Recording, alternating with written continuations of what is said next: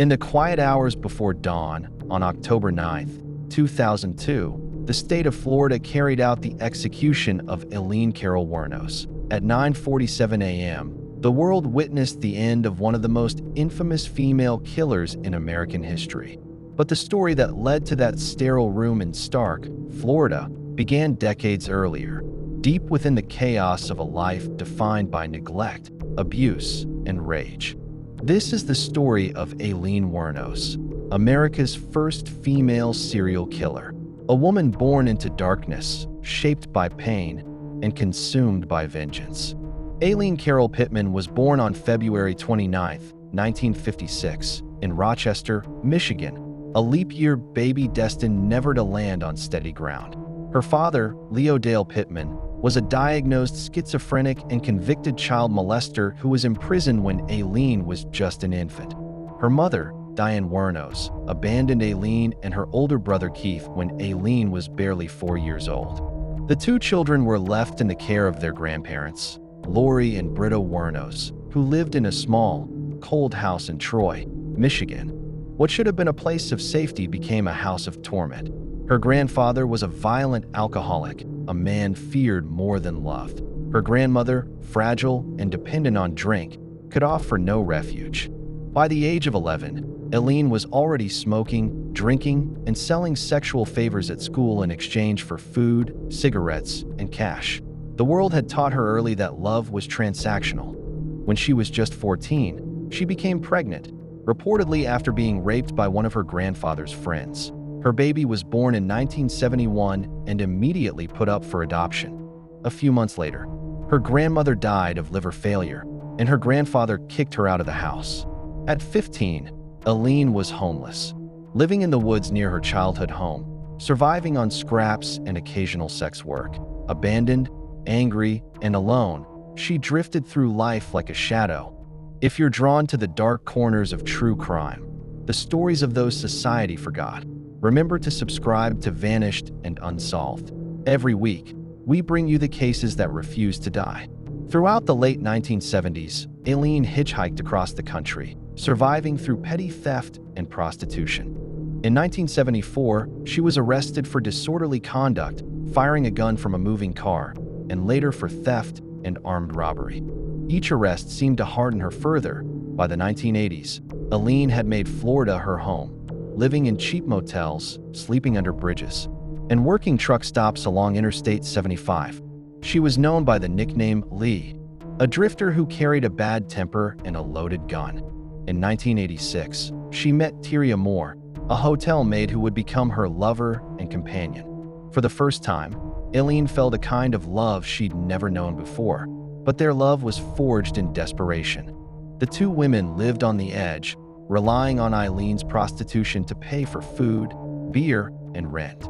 By late 1989, something in Aileen had fractured beyond repair.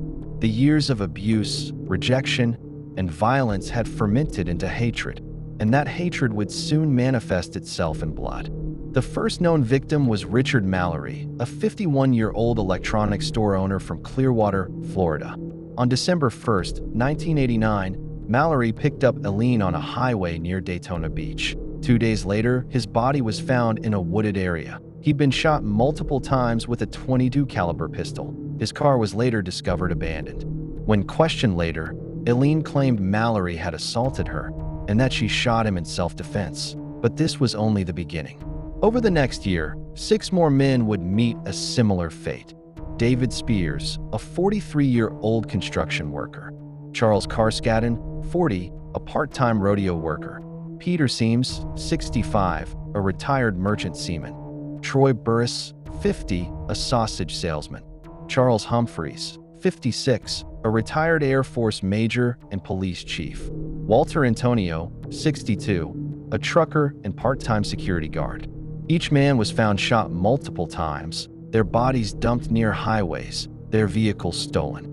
The killings bore the mark of someone who'd learned to strike first, ask questions later.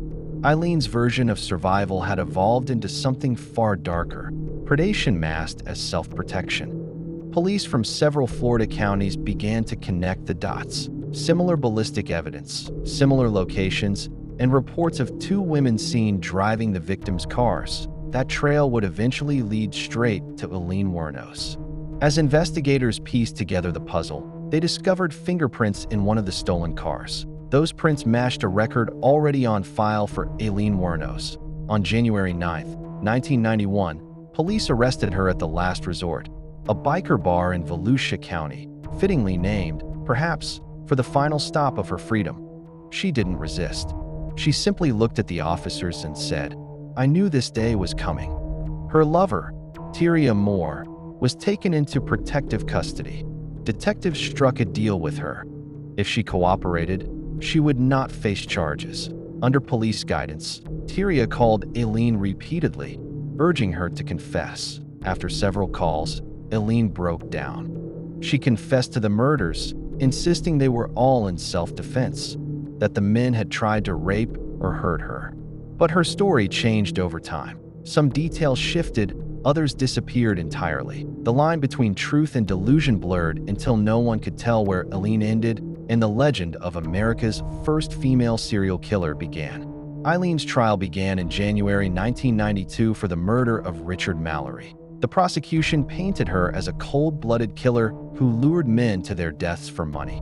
The defense argued she was a victim of lifelong abuse and acted only to protect herself. But what sealed her fate was Florida's similar fact evidence law, allowing prosecutors to introduce evidence from her other murders to show a pattern of intent. The jury deliberated for less than 2 hours. They found her guilty of first-degree murder. She was sentenced to death. Over the next few years, Aileen would plead guilty to 5 more murders, receiving additional death sentences. By the end of 1993, she had 6 death sentences hanging over her head. If you haven't already, subscribe to Vanished and Unsolved, so you never miss the stories behind the faces that haunt America's darkest chapters. Prison did not calm Aileen Wuornos. She grew increasingly paranoid, convinced that guards were abusing her, spitting in her food, and plotting her execution for entertainment. Her mental health deteriorated rapidly. Over time, she refused all appeals, telling the court she wanted to die. Her final interviews showed a woman broken beyond repair, alternately furious, resigned, and eerily calm. The media swarmed around her, fascinated by the idea of a female serial killer who didn't fit the mold. No accomplice, no remorse, no tears. Aileen became both a monster and a mirror, reflecting society's fascination with women who kill. When asked if she regretted anything, she simply said she wanted to get it over with. That life had never given her peace, so perhaps death would. On October 9, 2002, Aileen Wuornos was executed by lethal injection at Florida State Prison. She was 46 years old. In her final moments, she looked toward the witness's room and spoke her last words. Chilling, cryptic, and unforgettable. She said she'd be back. Witnesses later described her expression as calm, almost detached, as if she had already left her body long before the drugs entered her veins. Aileen Wuornos' life became the subject of documentaries, books, and films, including the 2003 movie Monster, which won Charlize Theron an Academy Award. But beyond Hollywood's fascination lies a grim reality. Aileen's story is a tragedy, a cycle of abuse, neglect, and violence that ended in blood. She was a woman shaped by the very society that later condemned her. Was she evil? Or was she a victim who never had a chance?